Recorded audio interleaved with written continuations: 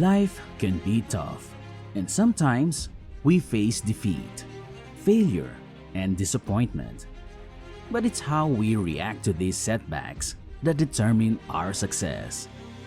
Welcome back to Limitless Living, where we provide you with the tools and motivation you need to succeed in your personal and professional life. In this video, we bring you a motivational speech that will encourage you to turn your defeats into victories and achieve the success you deserve.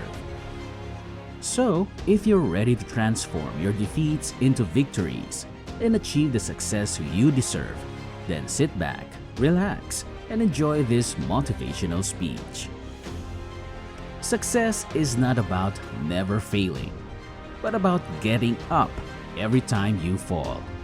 It's about turning your setbacks into stepping stones and using them to propel yourself forward. It's about having the resilience and determination to keep going, even when the going gets tough. Of course, setbacks play a role in the narrative. Failure is inevitable. As Joe Louis once stated, everyone has to figure out to get beat sometimes. Not whether you fell short, but rather if you got back up and tried again. However, I have a single and related inquiry. Did you aid in your own defeat? This is something that many individuals can attest to. Get the message and don't do it again. A relatively simplistic understanding of the type of tangible, describing objective toward which all of our efforts drive us is one of the enemies of healthy, lasting motivation. We'd like to think that we'll finally feel like we've made it when we reach a certain milestone. We'd want a way to keep track of our progress and know when we've reached a position where we can consider ourselves successful. To go where you think you need to go, you have to exert yourself physically and mentally. As you reach the peak, you stand up and take a look around, and you might feel a little lonely, perhaps a lot less than full.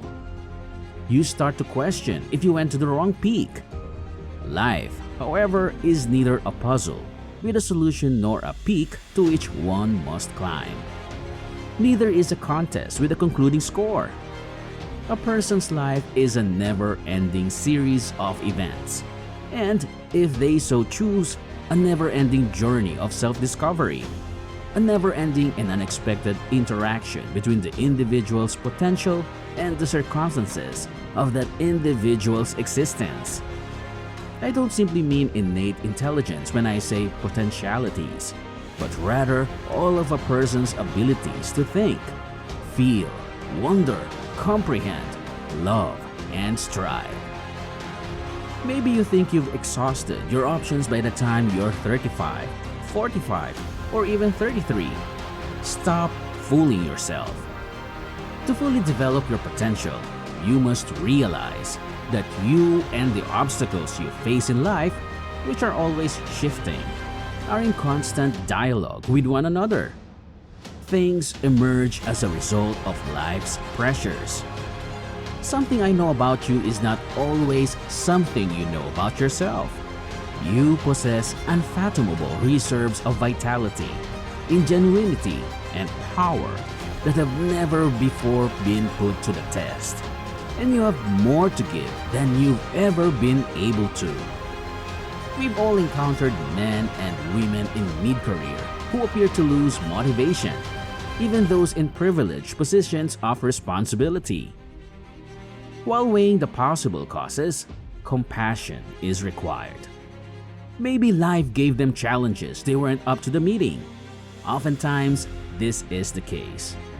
Perhaps something had a devastating impact on their sense of self-worth and confidence. Perhaps they were dragged down by the tangled vines of unresolved resentments and grudges that can arise in an adult's life. You've probably met someone like this before, experiencing a deep, hidden sense of despair. Perhaps some sourness or cynicism, or perhaps just a general lack of motivation. Or perhaps they ran for so long and so hard that they eventually lost sight of why they were running in the first place. Knowing the risks of reproducing too many of one kind allows us to take preventative action at nearly any time in life. You need not waste away like a broken clock. It is possible to rewind an unwound clock. Until your body gives out, you can continue to exist in every other way. Some highly wealthy individuals I know feel stuck by life and can't see a way out of it. Yet, they don't understand it at all. Things take strange turns in life. We construct and maintain our own jails. I used to agree with you, but now, I'm not so sure. Whilst I maintain that we ultimately serve as our own jailers, I have come to believe that our parents and the larger culture play a role in constructing our confines. They cast us in roles that limit who we are and how we see ourselves for a very long time. Those who are serious about reinventing themselves must face their demons, including regrets about previous mistakes, feelings of worthlessness and shame about early rebellions, and long simmering anger and hatred. It's not uncommon for individuals to cling to the past with an emotion that's close to pleasure, but ultimately it stunts their development. You never conquer the mountain, you only conquer yourself. As Everest climber Jim Whittaker put it, the way one sees one's future also has a major role in inspiring action and productivity. In the current cultural climate, intellectual optimism is a rarity. The whole world laughs at it. Someone once stated, "Pessimists are wealthy because optimists pay their way." But I'm not a pessimist, and you shouldn't be either. He expressed his pessimism by saying, "I'd be a pessimist, but it would never work." I can assure you that a real sense of hope is the key to revitalization. Those who don't have faith in the future don't have much of a hand in shaping it. Throughout history, there has always been a segment of the population willing to risk all for a chance at something greater. We would still be hunched over in caves, drawing drawings of animals on the cave walls, if everyone had stopped to see before leaping. But I did say to be optimistic in a hard-headed way. We can't afford to have our hopes raised just to have them shattered at the first sign of trouble. We need to have faith in ourselves. But we can't kid ourselves into thinking this journey would be a breeze. We can't imagine a perfect society where everyone is immaculate and all problems are solved. The ups and downs of daily life are constant. There is no such thing as a guaranteed triumph. In the long run, there is no sure thing. Each major conflict is fought and re-fought repeatedly. Our moral has to be strong and unyielding so that we can meet these challenges head-on and keep fighting until we win. You might be wondering if the human spirit can handle a continuous battle with no guarantee of success. But every piece of evidence points to the fact that the human soul is equipped to deal with precisely such a reality.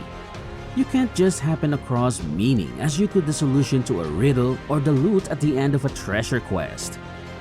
Your life has all the meaning you give it, the things you believe in, the people and things you love, the principles for which you are prepared to make a personal sacrifice.